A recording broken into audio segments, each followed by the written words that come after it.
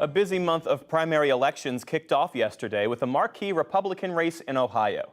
As John Yang explains, it was a critical test for a former President Donald Trump and his influence in the GOP. Jeff, in that race, Trump endorsed author and venture capitalist J.D. Vance, a one-time never-Trumper. He beat out a crowded field of candidates, most of whom tried hard to get Trump's backing. In his victory speech last night, Vance said Ohio Republicans had sent a clear signal. Now, this campaign, I really think, was a referendum on what kind of a Republican Party we want and what kind of a country we want. We went to battle. Do we want a Republican Party that stands for the donors who write checks to the Club for Growth, or do we want a Republican Party for the people right here in Ohio? Ladies and gentlemen, we just answered the question. The former president's endorsement was something of a surprise because Vance had been sharply critical of Trump in the 2016 campaign. Kyle Kondik is joining us. He is the managing editor of Larry Sabato's Crystal Ball at the University of Virginia Center for Politics. Kyle, thanks for being here. What did we learn yesterday about President Trump's influence? He's still got a lot of power in the Republican Party. And, part of that power is that Republican candidates feel like they need to get his endorsement, they want to get his endorsement, and it's worth seeking his endorsement because it can have a demonstrable effect on who wins and loses. And look, maybe in some world, Vance could have won without Trump's endorsement if he hadn't backed somebody else.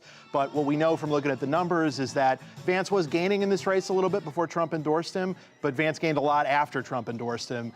And I think it's reasonable to credit Trump with a significant share of this victory, which I think Vance clearly believes, and other Republican candidates are going to believe down the line when they do try to seek Trump's endorsement.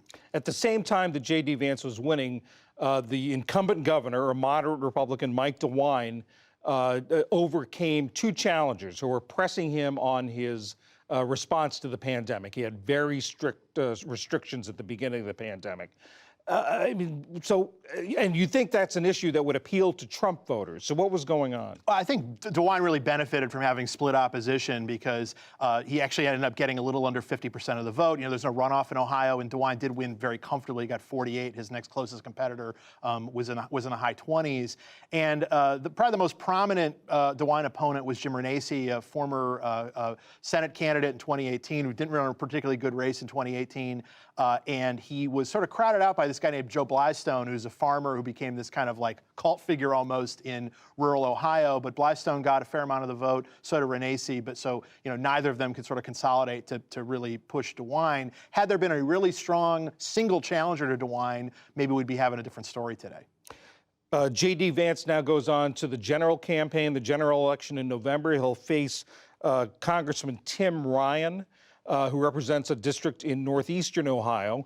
This is a state that Donald Trump won both times, 2016 and 2020, both by about 8 percentage points. Last night in his victory statement, Congressman Ryan acknowledged he's going to have to appeal to Republican voters. We meet a guy who voted for Trump twice, lifelong Republican. I talked about beating China. I talked about manufacturing. I talked about building things. I talked about infrastructure in Marietta. He got done. And he said, "This is the most refreshing political conversation I heard in 5 years. I'm voting for Tim Ryan because I'm tired of all this." What do you think of that race ahead?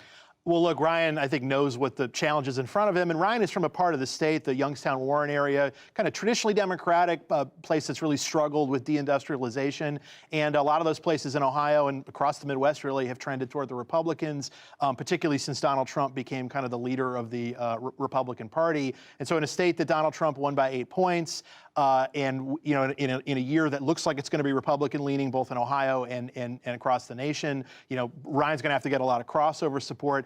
Vance doesn't strike me as a super weak Republican candidate the way that some Republican candidates have been in Senate races in the recent past. I guess most recently Roy Moore in Alabama. Whatever problems Vance may have, he doesn't have those sort of horrible problems that a candidate like Roy Moore had. So I don't think that I think Vance would really have to kind of mess this up or for the environment to change in order to lose this race. This was the first primary Trump test in a primary this midterm season. We've got some primaries coming up where Trump has made endorsements in competitive races. Coming up, particularly Pennsylvania on the 17th, he's endorsed Dr. Oz in the Senate race.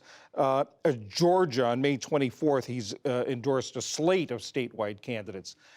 Are these states, or compare these states to Ohio and the candidates and the races to J.D. Vance and his race? Is Trump going to be able to replicate what happened yesterday in these states? It remains unclear, but I will say that Trump did sort of stick his neck out on Vance a little bit, and he ended up being rewarded for it. We'll see if that happens with Dr. Oz in Pennsylvania, because that's a race that also seemed pretty close when Trump made his endorsement. It does look like Brian Kemp, the incumbent Republican governor of Georgia, who had a falling out with Trump. Trump endorsed former Senator David Perdue in that primary. Kemp seems to be doing really well in that primary. There's a runoff there, but polling has shown Kemp well over 50% at this point. So it looks like Trump is not going to get everything he wants in May, but from his perspective, I think he got off to a good start. Kyle Kondik of the University of Virginia Center for Politics, thank you very much. Thank you.